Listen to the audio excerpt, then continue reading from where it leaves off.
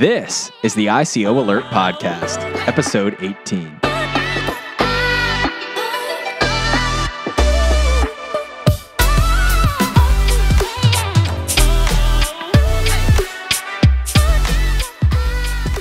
I'm your host, Robert Finch, founder of ICO Alert.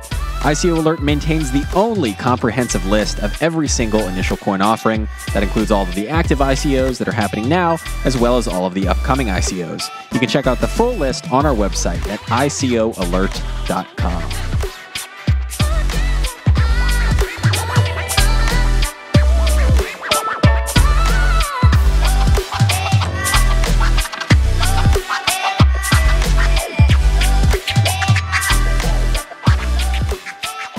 And we are back after a relatively long Thanksgiving break. If you're not familiar, we just had the Thanksgiving holiday here in the U.S., so the entire ICO Alert team, including myself, got some nice time off. We took a break from the podcast and got some really exciting guests, including the guests that we have on today. So we will be back with weekly episodes now, so stay tuned for the one next week. But this week, we have a very exciting guest. We have Stuart Farmer, the CEO and development lead at Lamden. Now, Lamden, that's L-A-M as in Mary, D-E-N, is a suite of developer tools that essentially speeds up the process of creating new and custom blockchains and apps. So during the podcast, we'll talk about the Lamden ecosystem, how they're different from some of their competitors, Aeon, Cosmos, things like that. And we'll also talk about why private blockchains, not necessarily public blockchains, still make sense and still have a valid use case. So without further ado, let's get to it. Stuart, thanks so much for being on the show. Thanks, appreciate it. Yeah, so it's a pretty interesting time. Obviously, we're just back from our holiday podcast break. We had Thanksgiving in the U.S., but there's a lot of stuff happening in the space as the year comes to a close. Tell us about Lamden. What is it, and what are you guys trying to accomplish? Sure, yeah. So I guess an understatement, especially in the crypto markets, $10,000 on Bitcoin. That's pretty cool. Yeah, quite a milestone. Yeah, massive. But so at Lamden, blockchain's still kind of this elusive monster to a lot of people. And it's especially elusive to a lot of corporations. And what we have noticed is that if you want to dive into the development of blockchain technology, there's really nowhere to go. You can start from scratch and build it up, and that requires a lot of software development knowledge. And so what we started realizing, I have experience in technology commercialization, so a lot of this technology is produced by researchers. I mean, you read the white papers, they look extremely academic. Those are the people who are developing these tools. I was in the technology commercialization industry. A lot of researchers were so ingrained in what they were doing that they didn't realize how difficult and removed their technology was from the market. And that's the problem that's happening right now. But there's a lot of different projects where the researchers and the people who are developing it, I guess, are really not focused so much on the market. And so what ends up happening, let's say with Ethereum, is that it's always about the next new great thing. And so we saw this example with Plasma, for example. So Plasma is this idea, we're going to scale Ethereum in this theoretical protocol, and it is completely brand new, fresh, has never been tested. Meanwhile, we still don't have decimal points in their programming language. We still have their virtual machine still has security flaws that are unknown. And so what ends up happening is that these researchers are really ingrained in what they're doing. And they really like what they're doing, and that's okay. But for the mainstream adoption of this technology, it's not really the way to go, because a lot of corporations aren't going to pick up the EVM if basically these security holes keep on showing up.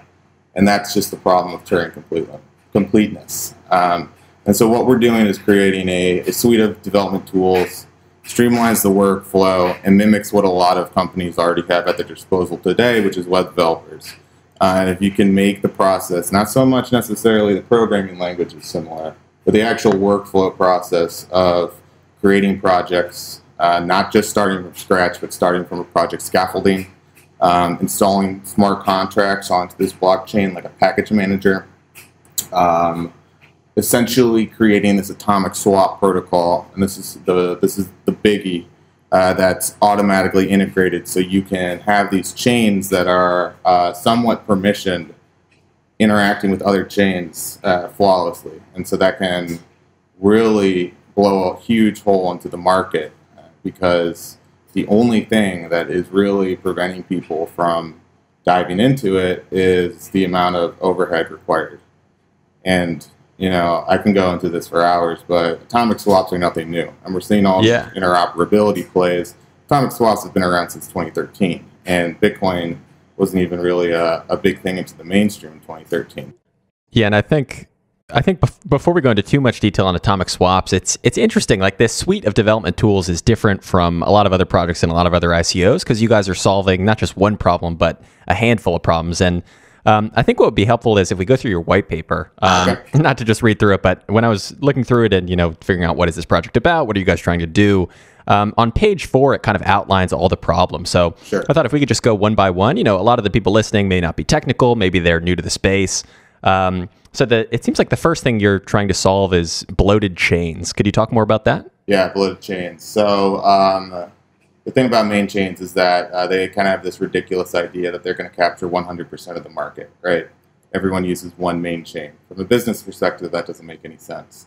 Also, from a scalability perspective, I mean, the amount of transactions that are occurring, just imagine, right? People trying out Ethereum and just pushing out some smart contract, and then that data is on the chain forever, right? And so you have all of this crap there that every single chain then has to basically confirm, and then all the full nodes have to indefinitely have that on their blockchain, because if they don't, then they can't complete the blockchain. So that doesn't really make a lot of sense. If you look at the amount of users and the amount of space on the Ethereum chain, when I wrote that white paper, I think it was somewhere around 200 gigabytes for a full node.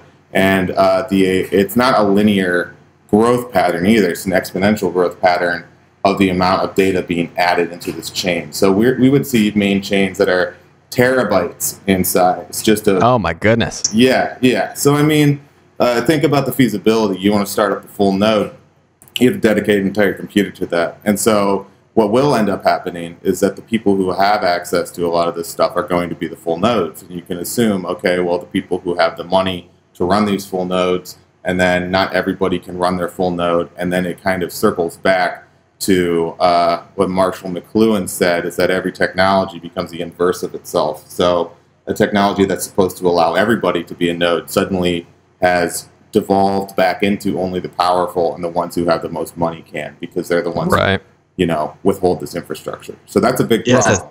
It's a similar situation in Bitcoin right now, especially just with mining, where mining, you know, back in the day, 5, 6, 7 years ago, used to be, you know, just put up your computer or even use your little, I had a Butterfly Labs little like pocket miner, one of those little cubes that you could plug in. Yeah. And, you know, you could still mine Bitcoin just by plugging that into your PC or, I guess, plugging it into the wall and hooking it up to your PC. But it's totally changed now. If you're not familiar, if you're listening going, you know, why is this such a problem? I mean, to even compete in the Bitcoin mining space, you need really a massive rig.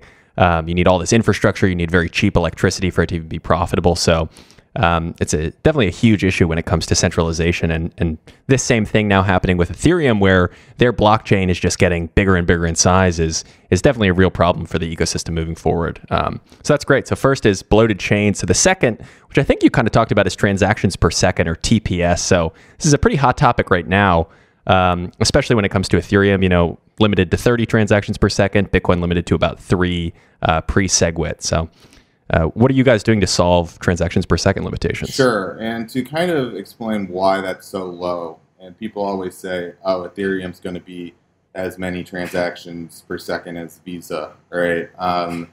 Visa doesn't adhere to the same limitations of the blockchain. If you're not familiar, what happens in a blockchain is that people submit transactions into a block, and that each transaction is some sort of data. You know, you write, oh, from Rob to Stuart, 1 Bitcoin. That takes up some data that goes into the network. When that block's full, it's generally around 1 megabyte, I believe, with Bitcoin now. That then gets hashed and put into the blockchain. But there's the block target time of about 10 minutes, I think, for Bitcoin. It's about 20 seconds, and I think that was halved with Byzantium on Ethereum. But what that really means is we're going to be hashing at a rate that is essentially this many transactions per second, and that doesn't scale. And the reason why is that because the more people that start mining, the more difficulty it's increased, because committing blocks is directly tied to the reward. And so when you mine a block, somebody gets the reward. And so that if more people join the network and you don't want to disperse any more rewards in a given amount of time, they ironically tied the difficulty and the release of rewards into the system with the block. And the block has the transactions. So they're saying 1 block in 10 minutes, regardless of the amount of users, that block size is fixed. And so the transactions that can be fit into there during a particular amount of time before it gets committed is fixed as well. So that's a problem, because as people, get into the network, and this is kind of ties back into this whole, Bitcoin Cash thing that happened recently. The entire argument is that, oh, the mem pool is full. What does that mean? Oh, there's a ton of transactions that are just waiting because Bitcoin can only do 3 transactions per second. And during extremely turbulent times, especially right now, as everybody is, it's blowing up in the news. Yeah. That really is a limitation of the system. So what we're focused on doing is going away from one of those systems. And those systems exist in proof of work, which is the hashing mechanism and the way that you reward the blocks. And we're looking more at a delegated proof of stake system. BitShares does this well. They basically streamline this into a way that instead of everybody mining and the difficulty increasing, the difficulty is essentially fixed. And only certain people can sign the blocks, and you don't have to wait for essentially a block time to happen. And what that does is it saves a lot of energy. It's a lot quicker. BitShares, I think it's like 100,000 transactions per second because it uses this system. And it's really, I guess the only reason why this sort of system exists, the proof of work system, is because of that true randomness of introducing currency into the system. So if, like you said, it started off relatively okay and everything's good, you can mine some Bitcoins and, oh, this is cool. But now we're starting to see something occurring where the sustainability might not be there. Yeah, definitely. And that's obviously a huge concern for a lot of people in the space, which, explains Bitcoin Cash, explains a lot of these other things, and really is a huge limitation in the space that's going to prevent, in my opinion, it from going mainstream. Something that really needs to be solved before people can actually build a decentralized app. Because for those of you that are listening that don't know, if Apple or Microsoft or even a smaller company, a small startup that has maybe a couple 100,000 or 1 million users, if they wanted to build a decentralized app and run it on Ethereum or another blockchain platform right now, they really can't, just because the network can't support that many transactions. If you build a dApp on top of Ethereum, then you have to, pay a transaction fee for every little action you're taking. So it's just, there are a lot of problems that need to be resolved with that, and it's cool to see another approach to solving that huge issue. And it kind of ties into the next thing as well, with mining and resource efficiency. So you want to dive into that a little bit and how inefficient proof of work and some of the other systems are right now? Yeah, this is extremely important. I wrote a blog article about this to dive into exactly how much power proof of work is expending at the cost of this system. And this is purely, I want to just really drill into people's heads. The only reason why hashing exists is to introduce currency into the system that's deemed extremely fair. It does not have to particularly exist if people adopt or they decide to have a different mechanism that's not proof of work. However, this is the status quo. This is what Bitcoin uses. Therefore, it has some clout. But proof of work in itself, you hash the blocks, and the way that you get a reward is that if you have a block signature with a certain amount of leading zeros in the hash. And so when you take a block and you run this hashing algorithm, you get a string of characters that's random, and you adjust the block data just by a little increment, and you keep on doing that and hashing it until you get a block header string that has 5 zeros in front of it. And that's extremely rare. And so that's why it takes a lot of hashing power to try a whole bunch of little pieces of data. It's called nonce in the block, and you would increment that. You take all the transactions, you add one to that block, hash it, get some hash back, doesn't work, add 2, hash it, doesn't work, add 3, maybe that hash that comes out is one that has 5 leading zeros. That's a winning block. You get the Bitcoins. It takes a really long time. And the hashing does actually nothing in the world. It's a completely arbitrary hash. Hashes are useful in computer science, but this is not at all what hashes were made for. It's far, far, far removed from the initial proposition of hashes, and it's so arbitrary that it's fun and it's cool for when the chain isn't having a lot of resources being taken up. But now Ethereum, essentially, if you take all the hashing power of Ethereum, which is ASIC resistant, and you compare that to the top 50 supercomputers in the world, and these are supercomputers that simulate fluids and do genomic research and do all of this like great science that advances the world today, all 50 combined only makes up 4% of the computing power of Ethereum. 4%? Yeah, 4%. Wow. Yeah. That's insane. Yeah. And so let's take it back from a little less melodramatic position and say, okay, well, what does that mean in terms of adoption? Well, Ethereum's not necessarily doing anything labor intensive in terms of like particle simulations or some like, crazy theoretical physics. It's doing something very straightforward, which is transactions and smart contracts, but well over 99% of it's just spent on hashing. So if you're a company, to get involved with Ethereum, you have to pay for that arbitrary hashing. And that's what you pay for when you send gas in Ethereum or when you pay a transaction fee in Bitcoin. So, thus, storing any piece of data is extremely, extremely expensive because the computer, the Ethereum blockchain by which you store something on, is processing so much hash power. It's just not feasible. And that's what's preventing a lot of people from using it. The only thing that you really see Ethereum being used right now is for crowdfunding, because the smart contract you put out maybe costs $20, and that's like 1 or 2 kilobyte file, which is not very big. It's like way, way, way less than a Word document. It costs $20 to upload that, essentially. Oh my goodness, that's crazy. So take this back to like MasterCard. MasterCard joined the EEA. Yeah. And the EEA is the Enterprise Ethereum Alliance, like a group of businesses trying to build on a private version of Ethereum. Correct. Yeah, and please continue to correct me. I probably am speaking way above a lot of people's heads. But MasterCard joins the EEA. They're not putting their user data on the main chain because MasterCard, if 1 kilobyte costs $20, all right, so there's 1,024 kilobytes in 1 megabyte, 1,024 kilobytes in 1 gigabyte, and 1,024 gigabytes in 1 terabyte. MasterCard has terabytes of user information that they store and they shard and they distribute across the world, if not thousands of terabytes. And so it really does not make any sense for them to use the main chain. It's like exponentially expensive, right?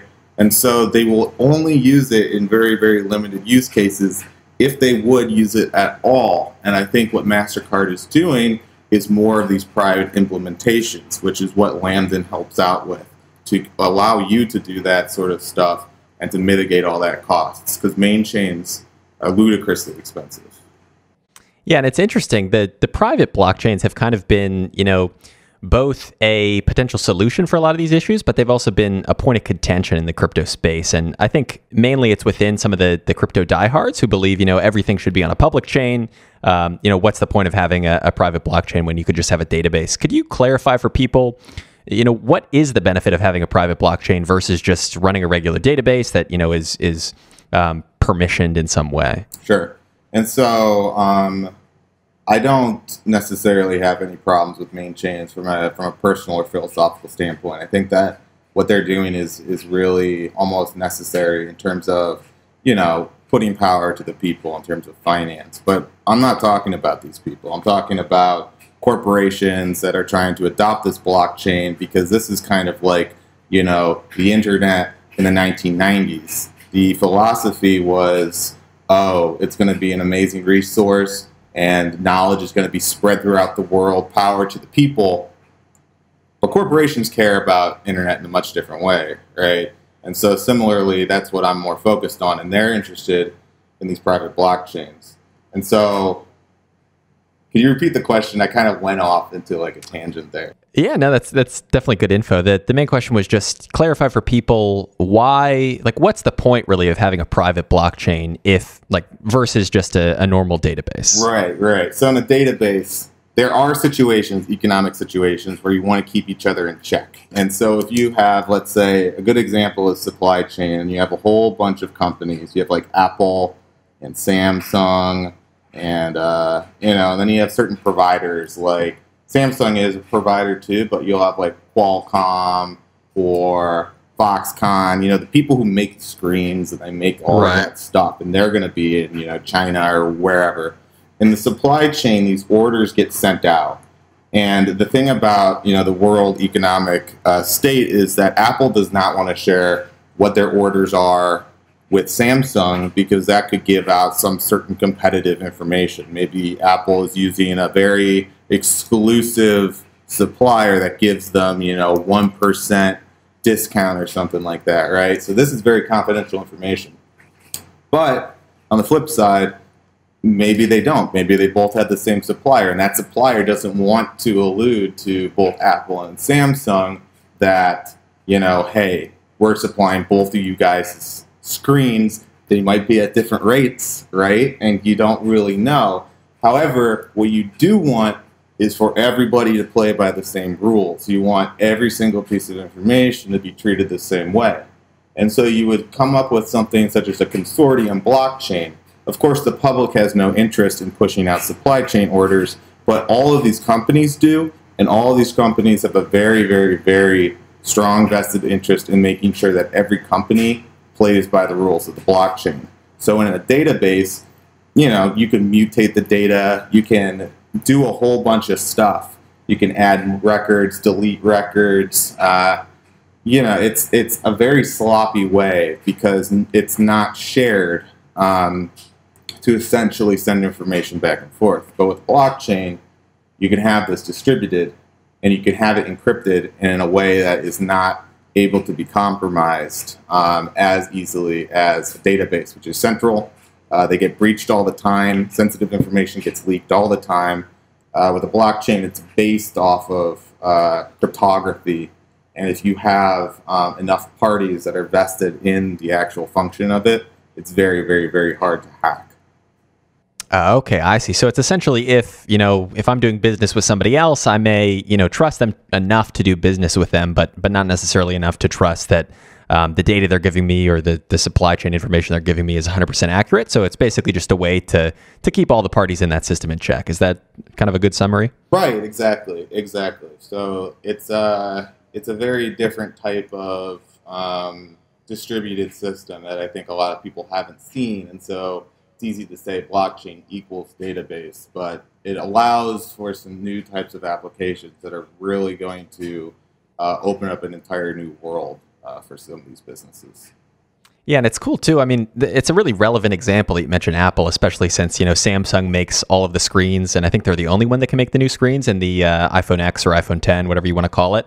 So it's a pretty relevant example, and I know people like IBM's Hyperledger project, which is kind of a private blockchain geared towards huge businesses. Yeah. They're doing some really cool supply chain stuff with Walmart, and I think a couple other places just to, track whether it's vegetables or fruit or whatever it may be, they're kind of using that private blockchain to track it all. So it's cool because I know a lot of people in the space, just as kind of a small tangent here, are all about pure, 100% fully decentralized, fully open and public blockchains. And they definitely have their place. And personally, I'd like to see them take up the majority slot in the market. But these private blockchains still have some really interesting and some really valuable use cases too. So I think it's important that people in the community don't forget that.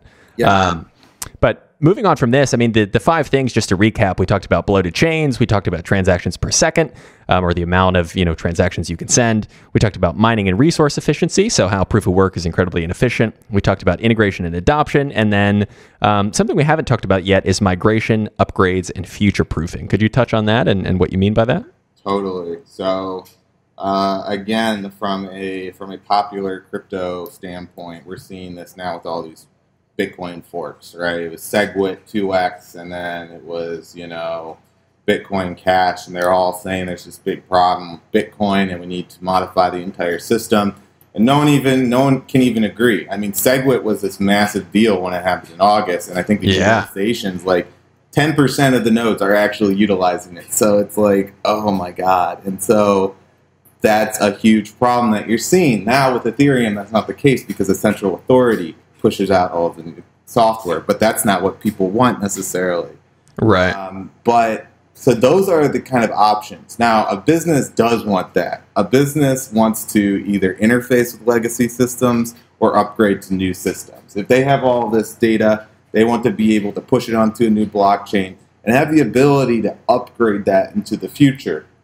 Now, of course, this is all in talking about why corporations don't adopt these chains. It's because they don't have the control to migrate it, or if there's a new blockchain with a specific feature, they can't switch over to that very easily. The EVM might be great, but somebody else might come up with the FVM, and they like that better. Well, if they're using the main chain, they don't have a choice. They have to listen to whatever Vitalik says and pushes out. And I don't know if he has the best interests of, let's say, a real estate company in mind. Who knows? Right. And so it's very important that these companies be able to migrate to new systems, and it's very important for any crypto project to be future-proofed in that way for its own survival, because otherwise, 2008 is not that far away, but it's starting to look real old, right? When Bitcoin came out, you start to look at sort of the stuff that's happening, and you're like, whoa, this is aging. And it's something that happens, and why the internet took off is because things can build on top of each other, migrate, improve, but not so much on blockchain just because of the immutability of it. And so we want to target that and try to come up with a way that people can start using blockchains. They can migrate what they're using. They can integrate data with the databases that they do have. So we really get some interesting pieces of data out right now. Yeah, that's awesome. So let's talk, now that we know the problems that you're solving, let's talk a little bit about that there are 3 products, in this suite, in this Lamden suite, or this ecosystem that you guys are kind of pushing to make all this possible.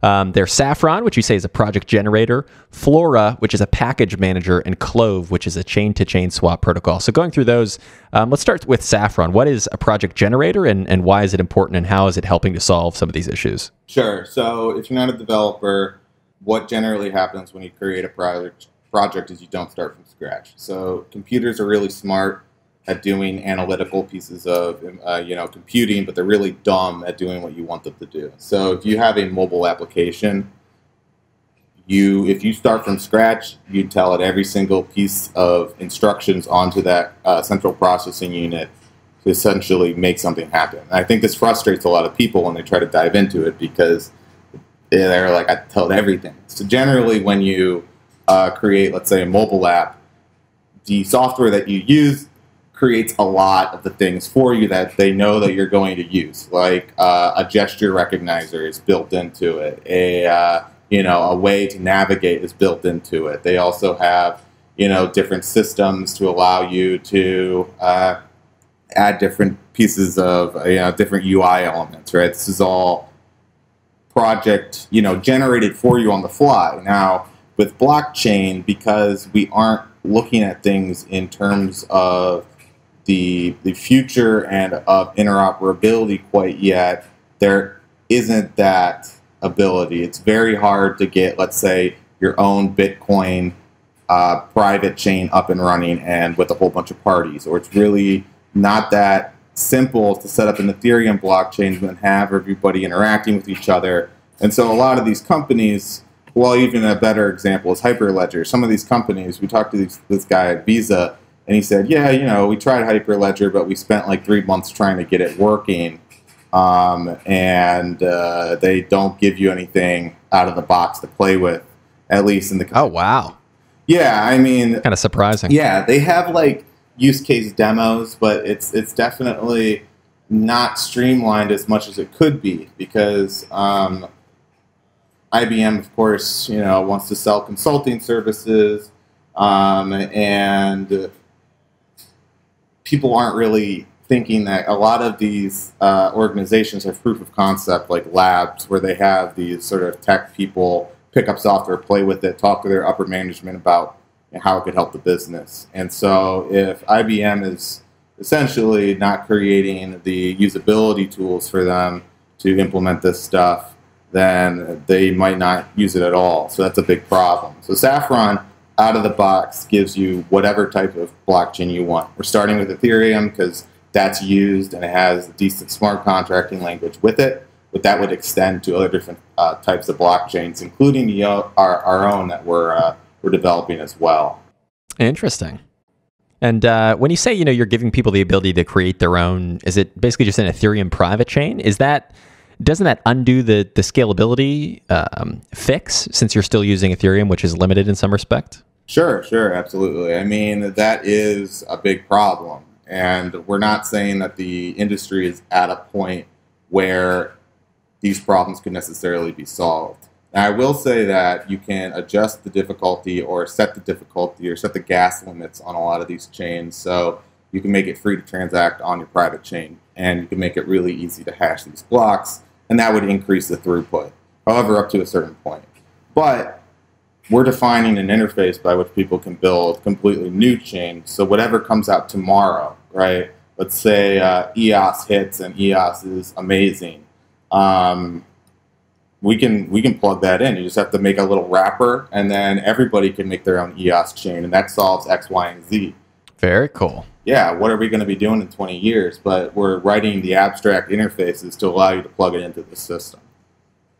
Right, that makes sense. So that Saffron, that's the project generator. You can basically generate a blockchain much easier. It's almost seems like, and correct me if I'm wrong, but the analogy I would make, it's almost like a very light SDK or software development kit, similar to how Apple gives you when you want to build an iPhone app. They give you kind of the bare bones stuff that you need. Is that a good comparison, do you think? Yeah, that is a very good example, because Apple, when you download their mobile SDK, they will have certain things like, do you want to make a game, or do you want to make a navigation-based app? And that defines what type of application it will generate for you, at least out of the box. So that is a good analogy.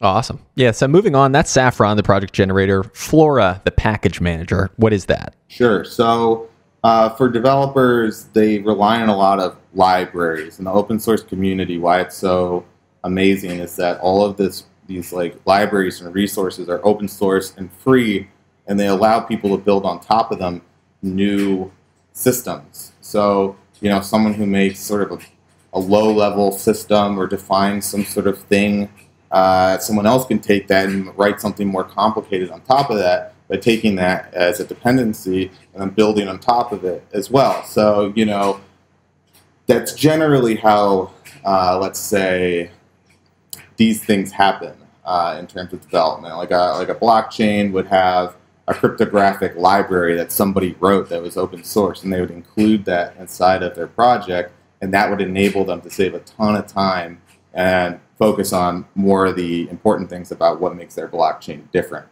That doesn't exist with smart contracts. So the way that you generally say, everyone knows an ERC20 token. The way that you go about developing that ERC20 token has not been defined clearly whatsoever, and it's actually very hard to do. You can't just say, I want to import an ERC20 token. It's been written a whole bunch of times. Just import it, change these few values. You have to go, you can either download, OpenZeppelin has an implementation that kind of does something like this, or you copy and paste it from GitHub, and that could potentially lead to problems down the road when you're depending on this package to be a certain way, but let's say OpenZeppelin changes it and then it breaks all the code moving forward. So what Flora is just modeling similar package managed systems such as pip if you're a Python programmer, or NPM if you're a JavaScript or Node developer.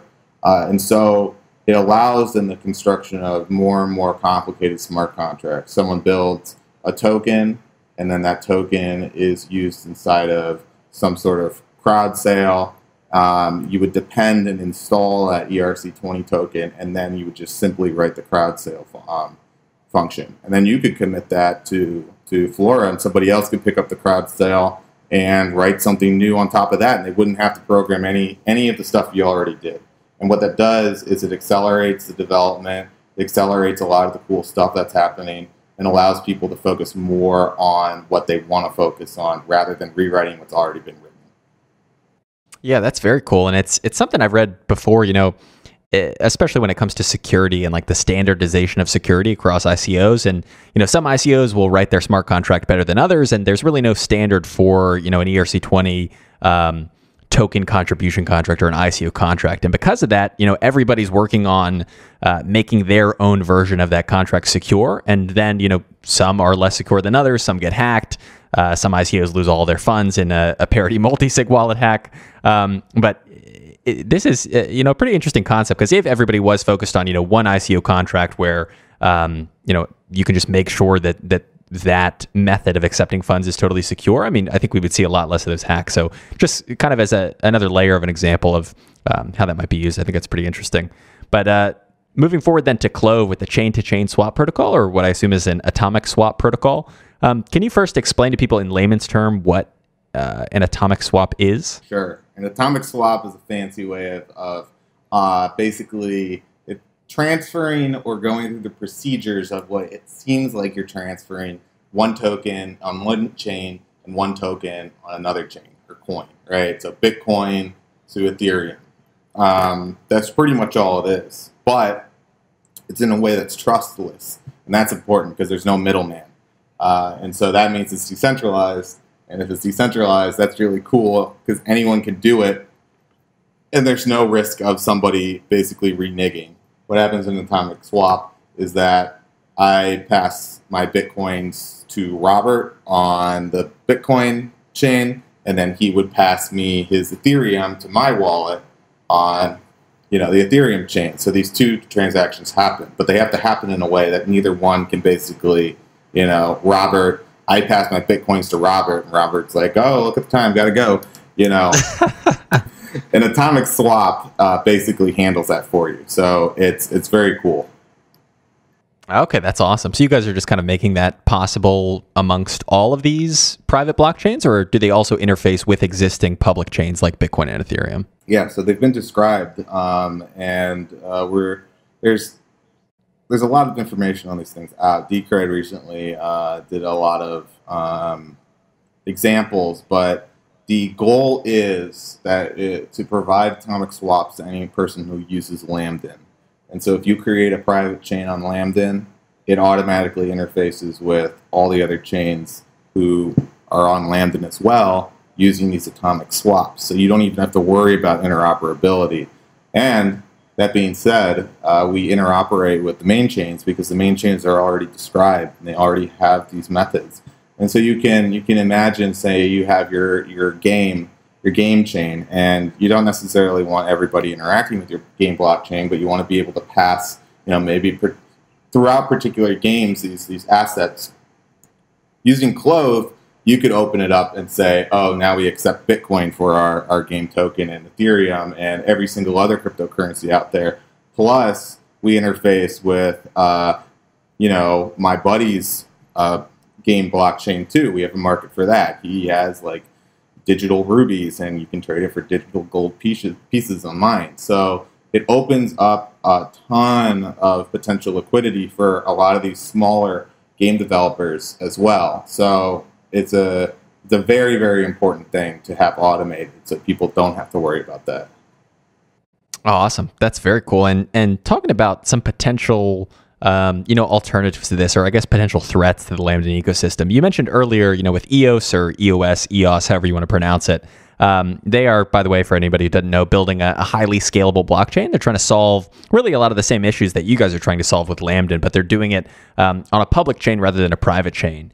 My question is, if something like that, like EOS or another, highly scalable project is successful, do you think it will totally remove the need for private blockchains, or do you still think that there will be some kind of demand or some kind of use case to still demand a private blockchain? Sure, and I can go into all the other sort of players in the game that people generally compare us to. But yeah, please do. I'll go into initially what I said was that main chains, their goal is to capture 100% of the market, which from a business standpoint, you walk into a VC and they say, well, who's your audience? You say, everybody. I mean, that's like, yeah, they just laugh at you and you leave, because not everybody has a need for your particular implementation, especially these corporations. They don't trust Ethereum necessarily. They aren't going to trust EOS necessarily. They might trust the tech, but they might want it permissioned for their own reasons. Whether or not an individual agrees with that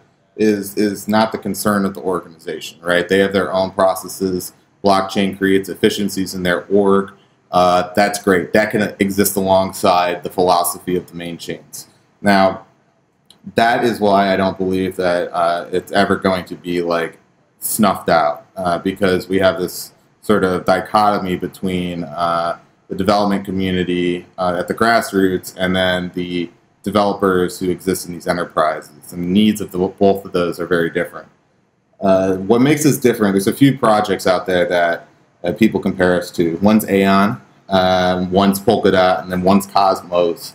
And so essentially, these are ways to make interoperability. So I'll preface with that we're not just focused on interoperability here, we're focused on this entire problem of development. So that changes exactly how we're approaching these things. None of these other chains are making it easy for you to use their technology. They're just saying the technology's there, have at it. They're the researchers, right? They create the technology. It's not our place to implement this. I mean, ERC20 tokens were described, but they took a while. Someone else had to implement them, because colored coins was one of the reasons why Ethereum was created in the first place. So, and similarly with Aeon, you have to use the tokens to transact. We're providing this protocol. Atomic swaps are free. I mean, you don't have to have a protocol. It's like you're paying money to send an email, Yeah. That doesn't make any sense. The person who has their blockchain wants to interact with another blockchain or wants to use, Ethereum or Bitcoin or whatever. It's a simple computing networking problem to create these transactions. Maybe you pay the transactions fees on Bitcoin and Ethereum.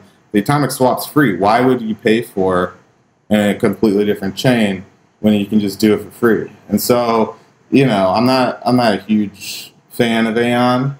I know what they're doing. I do have some other questions about, their consensus mechanism, which they don't really describe, but has AI in it, and so it raises a lot of questions. I don't know. But Polkadot, similar in the fact that, a little bit different. Polkadot's by Gavin Wood, and Gavin Wood got his funds hacked because he was a creator initially of Solidity, and he didn't go through a security audit. I don't know if it was just him, but his company didn't really. His company was Parity. And a lot of multi-sig wallets got drained. They released an update, and then they forgot to or didn't do a security audit again, and then essentially someone managed to kill all the multi-sig wallets and lock up a whole bunch of funds. Yeah, and can we talk about that for a second? How crazy! When I heard like the first Parity wallet hack, I assumed, oh, Parity's dead. Nobody is ever going to use this thing again. Like it's obviously was insecure the first time. Kind of the whole fool me once, shame on you, fool me twice, shame on me thing. And then when I heard about the second Parity wallet hack, I was like, wait, isn't this old news? This already happened, and it just essentially happened again, but in a slightly different way. I mean. Yeah. Why do you think, this is kind of a tangent, but why do you think people still continue to use Parity even after the multi-sig wallets were hacked the first time? I really don't know. It just blows my mind. It does. It really does. And I think people trust Gavin Wood. Oh, interesting. Yeah, because he was one of the original OGs. It's like if Vitalik had his company and then it was like, oh, oops. You get one chance, right? And then the second time, it's like, holy crap, this is ridiculous. I think that's the issue, and I'm just blown away by it. Yeah, it's just crazy. I mean, I would have thought that, the next exploit or the next hack or whatever would happen on a totally different, platform. But when it happened on Parity again, I was like, wow, this is totally ridiculous. I guess at this rate, we may, there may be a third one or a fourth one. It may just keep going if people continue to trust it. But moving on from that kind of tangent there, Let's talk about your team. So team, obviously, if you look at the team members of an ICO, it's a great way to kind of filter out, the bad projects from the good. You can see which advisors are backing an ICO, who's participating, who the developers are. Where are you all based? Are you all remote? How did you meet? Kind of give us the backstory of the Lamden team and why you guys are so passionate about the solutions you're trying to build. Totally. We're all remote at the time being, but we're relocating to San Francisco soon. So that's... Oh, nice. Yeah, very excited. So myself, I like I said, I've been a developer my entire life. I have been so interested in startups and new technology and things like that and commercializing it because I always see that a lot of times the geniuses who create this stuff, it's like, guys, please, that's not what the market wants. Let's try to create it for the market, And so that's my sort of feeling for it. Nick's our COO, and I'm really active on a lot of these Ethereum forums on Discord and things like that. And we just started talking, and he's like, yeah, this is a big opportunity and things that's happening. And he came from a background of launching several startups. He had a 3D printing company. So he was on a similar vein of this new sort of tech and how to commercialize it. And so we really started to click. I met Sev. I run the largest AI-focused group for finance and basically creating machine learning algorithms to predict the financial markets. And that was exactly... Oh, wow. Yeah, that was exactly what Sev was into. And he, went to... I think he went to University of Toronto. Guy's like a math genius, and he was like, "Yeah, this is it."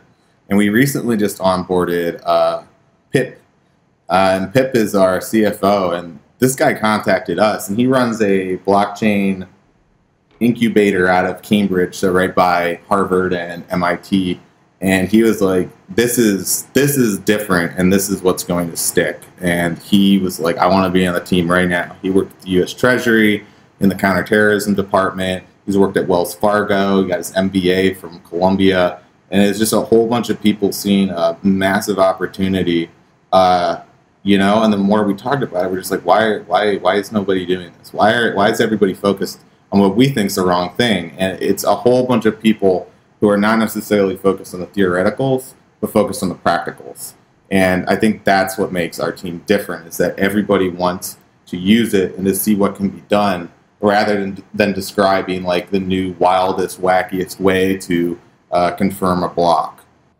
Yeah, and no, that's definitely refreshing to focus on the practicality, because I don't know if you saw Vitalik's presentation recently. I'm not sure where it was, whether it was at an ETH event or something like that, but basically like a 30-minute presentation about how Ethereum was going to scale from 30 transactions per second to thousands of transactions per second. And it was all just based on, theoretical concepts that have not yet been implemented. So it'll be interesting to see if, what they think is going to work actually ends up working, or if, it ends up being something else in the future. But I mean, you have a great point. Stuff like that they're talking about in that presentation, maybe a few years out, it's totally untested, whereas you guys focusing on the practicality of it and focused on the usability of it, I think is very refreshing to see. So that's very cool. Yeah. One question that some people in our community had about your team, and this may just be, the way you have people listed on your website, but so the titles, for Stuart Farmer, it just says Chief Executive. Yeah. Whereas, generally on some ICO websites, it's specifically notated who the developers are. And in this case, now I know, Stuart Farmer is, you yourself are a developer. Yeah. Who else is a developer on your team? Is everybody a developer, or just some people? How many developers do you have? So myself, I'm a developer, Seb's a developer, and then Mario, who does a lot of our economics and theoretics in that, is a developer as well. And yeah, we kind of assume, I guess, like, ironically enough, right? We're developers who want to develop for developers. So we're just like, yeah, everybody develops, right? And so those are the three people who are comprising our squad. Okay, very cool. Yeah, I would recommend, adding something like chief economist and developer or whatever it may be, just so that it's clear. But the second question people in our community had to do with your advisor. So there's been some criticism in the community recently, when kind of for arbitrary things like, if the number of advisors outnumbers the number of team members, it's a red flag. And you do have 9 advisors versus it looks like 5 team members. Why are there so many? And Sure. is it a strategic thing? Yeah, it's definitely a strategic thing. So these are all people from Fortune 500 companies, which is exactly who the people we're targeting. they also come from all different industries. So there happens to be, definitely more than 9 industries. So everyone has a unique perspective on what they're doing. People from Visa, people from Apple. We have someone we're working with from Comerica Bank. And each of these problems that they're trying to solve with blockchain is very different. And so we're approaching our advisors not from just saying, hey, these are the things you got to do. It's more like, let's work on an enterprise case study where you're using Lamden and we're solving a problem with your industry. And so we have essentially 9 great resources who have people who are really into blockchain and work for these massive companies that have these problems. And it's like, let's talk about this. So we're forming these relationships, trying to figure out how we can start these pilot programs to really get blockchain into like AT&T. Blockchain and AT&T, working out a pilot program, that's an amazing opportunity. So I think that's we deviate from the norm, and I think that's okay, but I think a lot of people, they assume the norm because that's all there was. And so I can see why some people might be critical of it, but it's a very strategic position as to why we're doing it. Yeah, that's great. That's a great answer that really clarifies it. And, looking through the advisors, it is a pretty impressive list. You have a developer at Visa, somebody from Comerica, the founder of Silicon Valley Blockchain Consortium. So it's a pretty, impressive list. So it'll be very interesting to see some of these case studies as, they get integrated at the respective companies. But moving on from your team, I appreciate that sort of overview. When it comes to long-term viability, so obviously you guys are holding an ICO, you're going to raise money. Beyond that, when the money someday runs out, what happens? How are you guys going to, make this thing viable in the long term? Sure. So I should talk a little bit about, what the token is and why this is going to be something that's viable in the future. So the token is interoperability chain. That's all it is. And so it's running on enterprise-grade software. We're using Cassandra as a data store to store all these blocks. We're using a lot of things. We're using a Turing incomplete smart contracting language, and this is because EVM's Turing complete. That's why there's a lot of hacks. The packed programming language we're using is developed by people who came out of JP Morgan. So this is what banks actually want to use. This sort of system is going to be the layer in between all of these Lamden projects. So if you want to say, what's more feasible is saying if there's 100 different blockchains out there. Now, one blockchain could either adhere to all 100 of those and form independent relationships and do atomic swaps between all of them, or they could just say, I want to adhere to the Lamden blockchain, and then I'm going to interoperate between just that one point, and then that allows me access to everybody else. And so that's the play. And so if you can capture the market, really what people want is convenience. They want to save time. They want to work on what they want to work on. If you can do that, you attract the developers. And if you have that intellectual capital, you're the go-to name. It's almost like people rip on some programming frameworks because they aren't like as technically, let's say, pure as others, but they're so easy to use that people just gravitate them, and they're the ones that get picked up, right? And that's the play that we're saying. So in the long term, it's not just saying, oh, okay, yeah, it's all cool, and we offer these things, and yada, yada. The long-term play is to capture that intellectual capital, because once you have a grip on the development community and they're creating these great new innovations, they're using your system. And it's not about the message that they're propagating on that. It's not about the specific application. It's about the medium that they're doing it across, which is your platform. And that's powerful. So instead of just being blockchain for X, we're going to take blockchain, add X to it. We're thinking of this as a super system that's above all of these other systems that people are going to create, connecting those together, using one token to make all of these things interoperate together. And that's the grand vision. Definitely. And that's a great answer. But when it comes to the financials, how, assuming the ICO money eventually runs out, how are you going to continue to pay your developers if you're, not charging a fee for people to build on Lamden? Or are you charging a fee? So no. This is all open source. And so that's the beauty of these ICOs, is that it allows the beauty of open source to exist in a sort of like a fundraising Kickstarter model. And so what we found is that these Fortune 500 companies, they don't have the resources to be able to say, dedicate a proof of concept team to develop this stuff. That's what the case enterprise studies are about. So we're talking to companies such as Aflac and Verizon right now to get into their venture program to start to create something for, all right, Aflac's an insurance company. Let's do a pilot program, blockchain, insurance. I don't know. Let's see what happens. And a lot of these companies will pay for that consulting.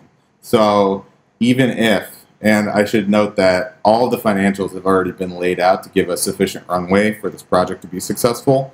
But in the case that something happens and we're in those dire straits, we're already talking with these companies to inject more revenue into the business, because that is step one. You have to assume the worst and then expect the best. So consulting fees are always the way to go. These big companies, they have tons of capital to reinvest in this new stuff. Blockchain's huge right now, and it's so specialized that there's not a lot of people doing it. So you have a nice premium because it's such a specialized service.